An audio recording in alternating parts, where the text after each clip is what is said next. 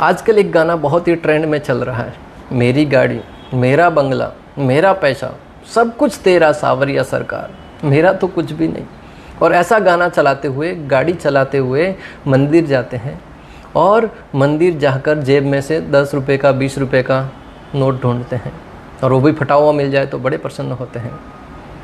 किसको धोखा दे रहे हो?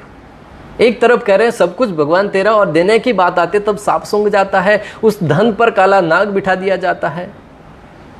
किसको धोखा दे रहे हैं? सावरिया सेठ को, जो स्वयं कहते हैं कि अगर कोई मुझे धोखा देना चाहे तो अपने आप को धोखा दे रहा है। ऐसी ही एक ब्रज की लीला भक्तों, आपको सचेत कर दूं कि आगे से इस प्रकार का गाना गाते हुए सचेत हो जाइए। भगवान श्री कृष्ण एक बार एक गोपी के घर पे माखन चोरी करने के लिए जाते हैं। माखन चोरी करते हुए गोपी ने रंगे हाथ पकड़ लिया और कृष्ण को पकड़कर माता यशोदा के पास ले जाने के लिए जैसे ही घर से निकलती है, रास्ते में उनका बालक आता है, मैया कहाँ जा रही हो, कहाँ जा रही हो? तब कृष्ण भी भोली आवाज में कहते हैं, मैया ये हाथ बहुत दुख रहा है, इसको छोड़कर इसको पकड़ लो ना। और उस हाथ को छुड़ाकर कब उसके पुत्र का हाथ उस मैया के हाथ में पकड़ा देते हैं पता ही नहीं चलता, और घर जाकर सो जाते हैं। जब वो गोपी कृष्ण भगवान के घर पहुंचती है और कहती है, यशोदा बाहर आओ, आज तुम्हारे बालक को मैं रंगे हाथ पकड़ के ले आई हूँ। तब यशोदा मैया हंसती है, बाकी लोग भी हंसते हैं, और श्री कृष्ण अंदर से आंखें मलते हुए बाहर आते हैं, मैया क्या चोर चराबा चल रहा है? गोपी सोचती है अगर कृष्ण वहाँ है तो मेरे हाथ में कौन है? देखती है कि अपना ही बालक है। अपने बालक को डांटती है, अरे तू कहाँ से आ गया? वो कहता है, मैया मैं कब से बोल रहा हूँ, मैं अब तुम्हारा बालक हूँ, परंतु तुम तो सुन रही नहीं हो, अपनी ही गाते जा रही हो।